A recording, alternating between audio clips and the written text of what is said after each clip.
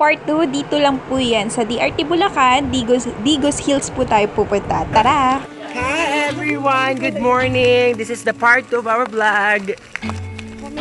Napakalat mga magdala ko ng alam. Kasama po natin ang buong tropa sa paglalakbay. Hindi po kayo. Hello everyone!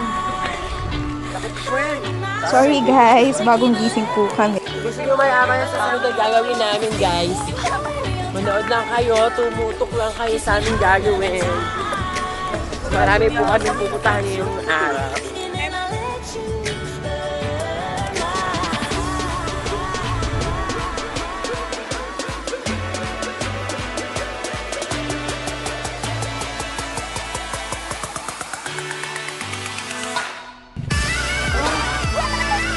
So guys, let's go. Ito na po yung pinaka-entrance po ng Digos Hills.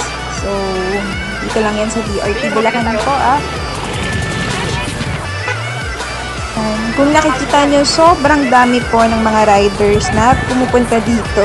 At talaga namang napakaganda. At sulit po yung 50 pesos po yung entrance natin dito, guys. Pero, syempre, dapat may dala kayong camera.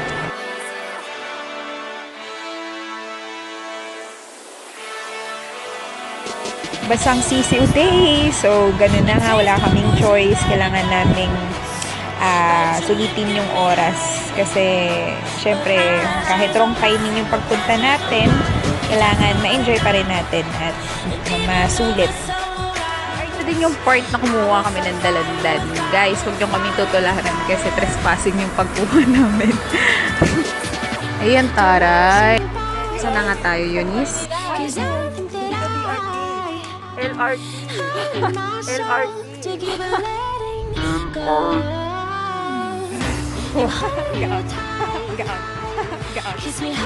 Welcome back again to another video. LRT.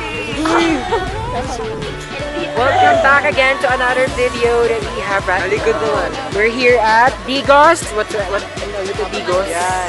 Digos, sa DRT pa rin. Digos sa DRT po from Narsagaray. If you want the place, just come over. So, ayun nga guys, napakasulit po ng pagpunta natin dito. Actually, napakalapit lang po ng DRT Bulacan. So, dadaan po kayo. So, enjoy talaga siya kapag kasama natin yung tropa, loved ones, or family natin. Para sulit na sulit ang pagpunta.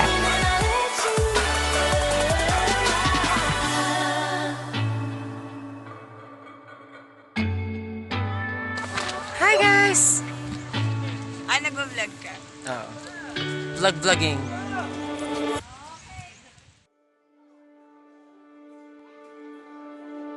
Actually, ito yung part na pinaka-favorite ko sa lahat ng view deck na meron dito sa Digos Hills kasi alam naman natin, usually yung mga profile pic na makikita mo sa FB, ito yung ginagawa nilang ginagamit nilang profile pic.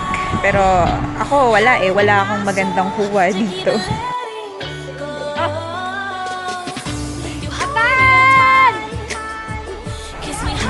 Ito yung kulitan time. Paisa! Paisa! Malaya na si Persa!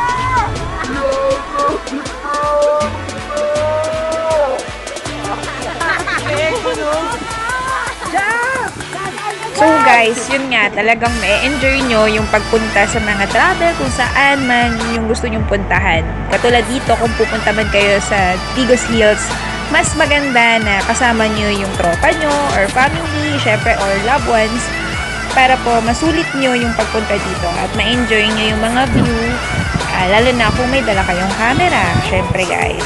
So, thank you for watching kasi tinur ko lang po kayo para if ever na maka-visit kayo sa DRT Bulacan is daanan nyo po ang Digos Hills.